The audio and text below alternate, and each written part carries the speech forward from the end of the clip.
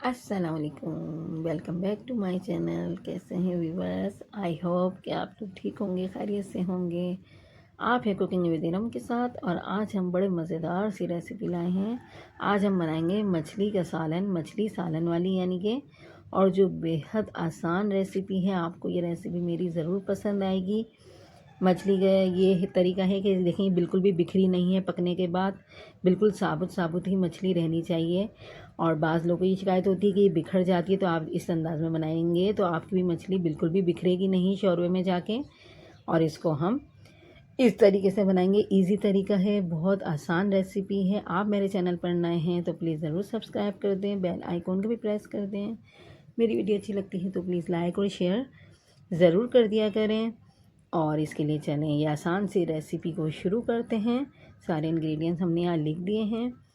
चूल्हा मैंने जला दिया है, इसके ऊपर मैंने पैन रख दिया है। इसमें हम ऑयल डालेंगे। 1 कप ऑयल लिया है मैंने।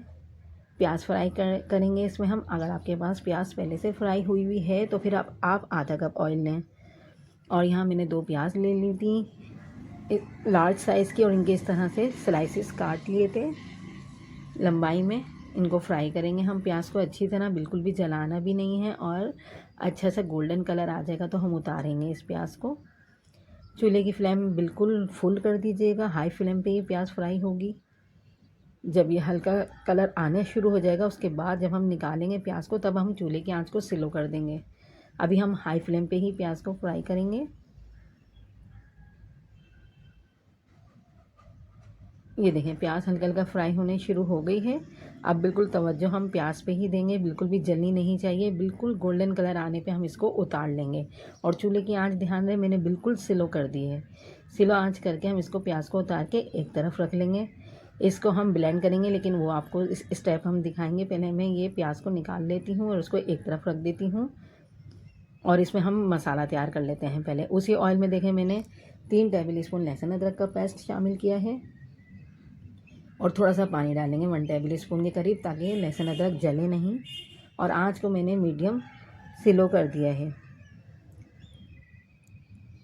बहुत ज़्यादा हाई फ्लेम नहीं करें क्योंकि लहसुन अदरक जलने लग जाएगा और ऑयल सारा उड़ जाएगा। मीडियम आंच पे मैंने लहसुन अदरक को भूना है। अब मैं इसमें मसाले डालूंगी। बेसिक से मसाले डालेंगे, इसमें बहुत ज़्यादा स्पाइसेस नहीं जाएंगे। 2 टीस्पून धनिया पाउडर लिया है, 2 टीस्पून लाल मिर्च का पाउडर लिया है, 1 टीस्पून नमक शामिल करेंगे और हाफ़ टी स्पून हल्दी पाउडर लेंगे। ये सारे मसाले इसमें चले जाएंगे और इनको हम अच्छा सा भूनेंगे। और फ़ौरन ही इसमें हम 2 टेबल स्पून पानी डाल देंगे ताकि मसाले जले नहीं। और जब तक हम मसाला भूनेंगे हम 2-2 टेबल स्पून पानी डालते रहेंगे। पानी डाल डाल के इसको भूनते रहेंगे ताकि सारा इसमें कच्चापन निकल जाए, मसालों का भी और लहसुन अदरक का भी। जब तक ये मसाले भूनते हैं हम आपको फ़िश दिखा देते हैं और प्याज दिखा देते हैं कि हम इसको ब्लेंड किस तरीके से करते हैं। यहाँ इसको भूनने के लिए रख देंगे स्लो आंच पे। यहाँ मैं दिखा देती हूँ मछली। मैंने मछली ले ली थी, पापलेट मछली है ये, 1 केजी थी। इसको मैंने अच्छी तरह धो लिया था। धोने के बाद मैंने इसमें 1 टीस्पून नमक लगा के 1 घंटे पहले रख दिया था। नमक लगाएंगे क्योंकि इसका गोश्त थोड़ा फीका होता है, तो इस तरह जज्ब हो जाएगा अच्छी तरह नमक इसमें। तो इतनी हमें खाते वक्त फीकी फीकी मछली नहीं लगेगी क्योंकि इसका गोश्त थोड़ा फीका होता है। इसमें 1 टीस्पून नमक लगा के रख दें। और अगर चाहें तो आप सिरका भी लगा सकते हैं, इसमें बिल्कुल भी स्मेल नहीं आएगी मछली में। 1 केजी थी ये। और ड्राई करने के बाद मैंने इसमें नमक लगाया है, वरना बहुत ज़्यादा पानी छोड़ देगा। अब हम इसको धोएंगे नहीं दोबारा। इसको एक तरफ रख देते हैं। और जो हमने प्याज फ्राई करी थी और उसको हम ब्लेंड कर लेते हैं। ये प्याज है और यहाँ हाफ़ कप मेरे पास दही है। इन दोनों को हम ब्लेंडिंग जार में डाल के ब्लेंड कर लेंगे। और आधा कप पानी भी डाल देंगे जार में।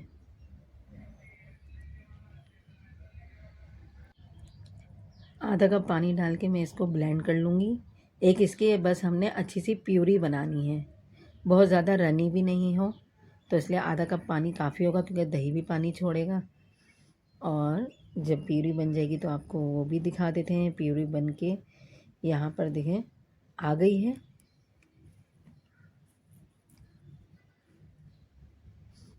इसको मैं बाउल में ट्रांसफ़र कर लूँगी।